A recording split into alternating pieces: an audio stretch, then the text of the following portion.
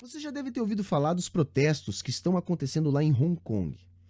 Pois é, para você ter uma ideia, no último dia 9 de junho, quase 1 milhão de pessoas tomaram as ruas da cidade, segundo o que vem sendo noticiado para a gente, contra a discussão de um projeto de lei que trata da questão da extradição. Pode parecer confuso, mas para que você entenda, é necessário saber que Hong Kong é uma região administrativa da China que foi devolvida pelos britânicos ao governo chinês somente em 1997, mediante a uma série de termos que inclui, por exemplo, que Hong Kong tenha um executivo independente, um legislativo e um judiciário independente da China, formando o que se convencionou chamar de um país, dois sistemas. Eu já vou voltar ao caso da lei sobre extradição, mas vamos entender o seguinte: enquanto colônia britânica,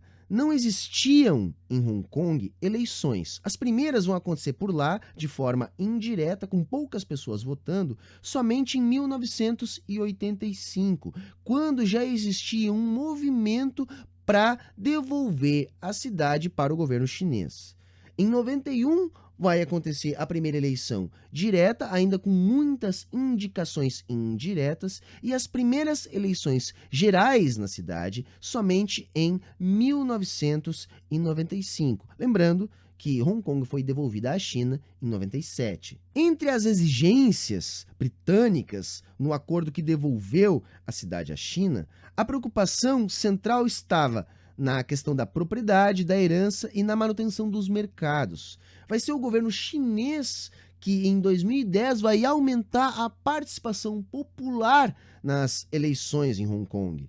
Ok, mas o que está levando a acontecer essa onda de manifestações que estão sendo fortemente reprimidas em Hong Kong? O estopim parece ter sido o caso de uma mulher grávida que teria sido assassinada em Taiwan e o suposto assassino teria fugido para Hong Kong. Como não há uma lei de extradição, nem um tratado entre Hong Kong e Taiwan, entre Hong Kong e a China, fica impossível de tratar casos como esse. É evidente que esse caso não é o que está fazendo acontecer tudo o que está acontecendo lá na cidade. Esse caso apenas revela os antagonismos que estão latentes no momento. Se olharmos para a lei que está sendo discutida, parece uma questão natural.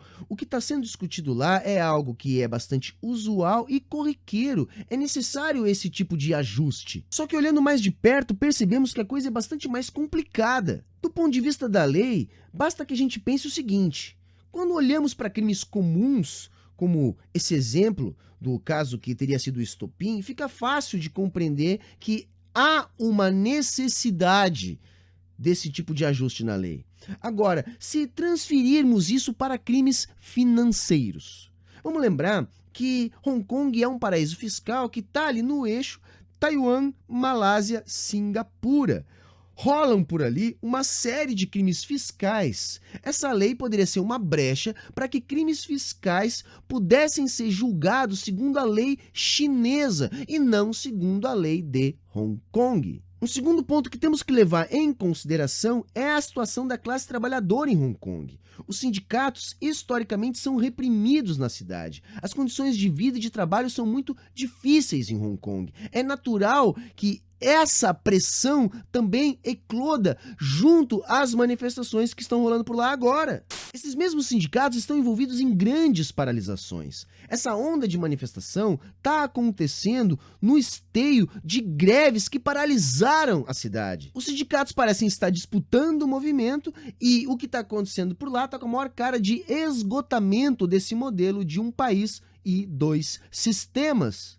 Só que, gente, o enredo dessas manifestações é muito parecido com o que aconteceu, por exemplo, aqui no Brasil em 2013 e em tantas outras revoluções coloridas mundo afora. Um ponto inicial canaliza uma série de contradições. A China está numa espécie de uma nova Guerra Fria com os Estados Unidos, gente. Recentemente, em reação aos impostos do Trump, a China entrou numa pesada guerra cambial. O governo chinês acaba de lançar uma nova bolsa de valores, a Star Market. Grupos organizados estão canalizando o descontentamento das classes trabalhadoras para a defesa das suas pautas em Hong Kong. Hong Kong está sendo o palco dessa nova Guerra Fria, apresentando as armas do século XXI. São dois grupos que estão em disputa pelo controle total da ilha. Então temos ali um grupo pró-Pequim e um grupo pró-Hong Kong. Só o que chama atenção é o tratamento que a mídia ocidental vem dando para o caso e o financiamento dos grupos que estão querendo liderar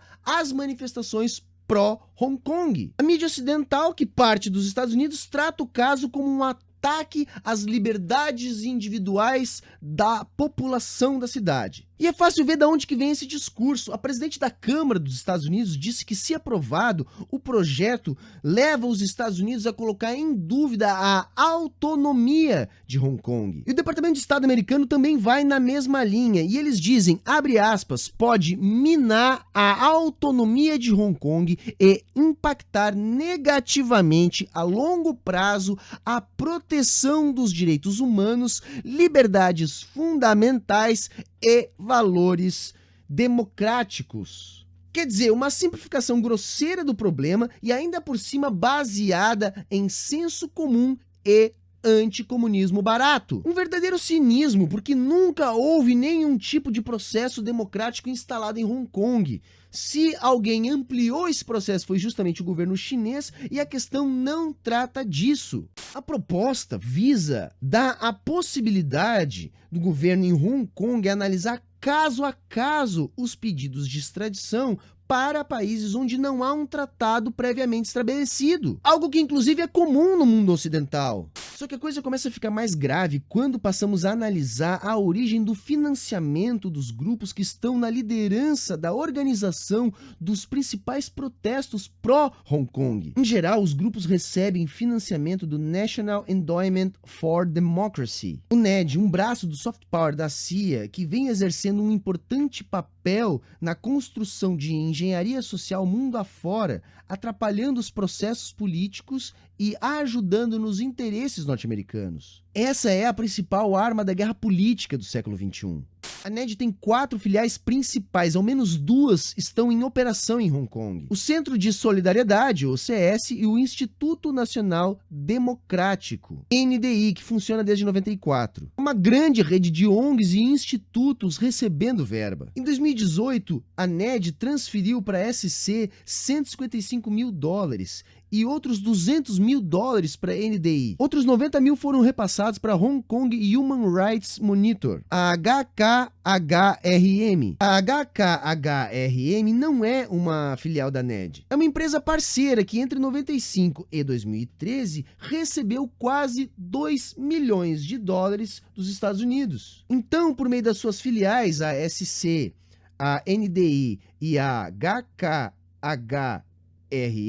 a NED trabalhou com a Associação de Jornalistas de Hong Kong, o Partido Cívico, o Partido Trabalhista, o Partido Democrático de Hong Kong. A SC deu $540 mil para a Confederação dos Sindicatos de Hong Kong ao longo de 7 anos. A chamada Frente Civil de Direitos Humanos, que é uma das principais frentes que lidera os protestos anti-extradição em Hong Kong, tem lá em seu site uma relação de membros da coalizão. Entre eles se encontram justamente a Associação de Jornalistas de Hong Kong, o Partido Cívico, o Partido Trabalhista e o Partido Democrata. Gente, desse modo me parece bastante claro o que está acontecendo em Hong Kong. De um lado, a gente tem uma população em condições difíceis de vida e trabalho, e do outro lado, uma disputa entre o tradicional imperialismo britânico e agora estadunidense, representando a centralidade do capitalismo, e o projeto emancipatório chinês. Esse projeto que é um projeto de hegemonia global e que evidentemente inclui o controle total sobre Hong Kong. Esse episódio nos mostra mais uma vez como funciona a guerra política do século XXI. E, gente, toda guerra política é reflexo de uma guerra econômica. Então podemos dizer que a guerra econômica, a guerra cambial, os cartazes lá em Hong Kong pedindo ajuda para o Trump, tudo isso é o reflexo de uma guerra sistêmica entre o capitalismo representado pelos Estados Unidos e o socialismo chinês. Não dá para se deixar levar pelo que a mídia ocidental vem dizendo. A mídia vem repetindo o discurso dos Estados Unidos e repetindo, portanto, um senso comum baseado num anticomunismo mofado. A coisa é muito mais séria e reflete o modo de operar da guerra política do século XXI. O enredo é o mesmo que esteve no Brasil e em tantos outros lugares. Trump e os Estados Unidos estão por trás. E é evidente que existem muitos antagonismos em Hong Kong. As condições, como eu disse, de vida e trabalho da classe trabalhadora são extremamente ruins. E o modelo de um país, dois sistemas se esgotou por causa do acirramento da política internacional entre China e capitalismo. O que está acontecendo agora em Hong Kong é um reflexo disso. Então, ok, moçada? Se você gostou desse vídeo, se inscreve aqui no canal, curte, compartilha com seus amigos e, se puder, seja um dos nossos apoiadores. Ajude a manter no ar o Saia da Matrix. Vai estar aqui na descrição e também no comentário fixado a forma de nos ajudar. Tem o nosso Apoia-se e também outras formas. Vai estar tudo aqui na descrição. Só assim o Saia da Matrix pode continuar no ar. Valeu, falou e até a próxima.